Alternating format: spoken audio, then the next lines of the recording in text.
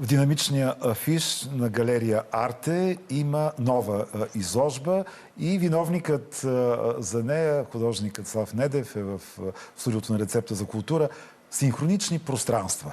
Това четем. Знам колко е понякога неприятно и трудно, може би, за художника да обяснява кое какво е, но все пак, нека с няколко думи да разясним какво означава синхронично пространство, господин Недев. Синхронични пространства е название, което тръгва от понятието синхроничност, което е въведено от Карл Густав Юнг. То се занимава с явления, които вероятно на всеки са се случвали, от типа помисляш си за някого и го срещаш на улицата или пък той ти се обажда по телефона. Тоест явления, които са свързани смислово, но не причинно-следствено. Или поне не очевидно причинно-следствено. В тази посока, заедно с Юнг, искам да отбележа, са работили световно известни други учени, като например Волфганг Паули. За мен този термин, разбира се, е само една метафора. Изложбата не е някаква илюстрация или дори не си поставя за цел да изследва подобни явления, а по-скоро използва паралела на това название с това, че ние в живота много често точно така живеем, всъщност без да си даваме сметка. Съдбата или живота ни среща с хора, озоваваме се в ситуации, които не са непременно търсени от нас, не са преследвани, не са целени, но някак си живота ни поставя в една такава постоянно взаимодействие с околните и с явления и събития около нас.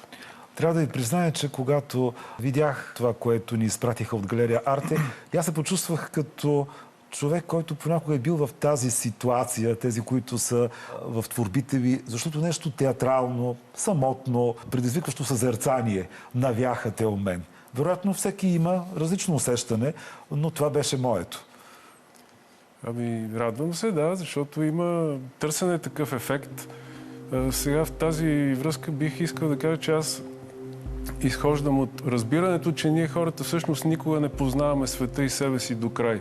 Всичко, което си мислим, че знаем, е всъщност една конструкция, която е временна, която може много лесно да бъде разрушена или пометена. И дори в науката сме свидетели на това, че исторически постоянно картината на света се е променяла. В този смисъл, разказа, който има в моите работи, не е окончателен, не е съзнателно, е търсено той да не бъде ясен, а по-скоро да е отворен. Да е отворен, да има някаква, понякога дори алогичност, за да провокира това зрителя сам да интерпретира и да довърши картината и сам в себе си да потърси своите асоциации. Винаги е било интересно за мен да гледам как художникът организира едно пространство спрямо своето пространство. Как се случи това в пространството на галерия Арте? Синхроничното пространство в галерийното. Бих казал, че се случи много лесно, заедно с галеристката Гергана Борисова. Много бързо и синхронично успяхме да видим местата на всички работи в пространството.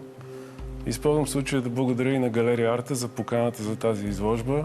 В предпразничното изобилие от културни предложения, вашата изложба на мен поне ми оставя усещането, че е част от нещо, което е по-сериозният поток в изкуството. Нещо, което има свой център, своя мисъл, своя стойност, своя независимост. Как да поканим зрителите на тази изложба в една среда и в едно време, когато надпреварата в предложенията към тях е изключително голяма?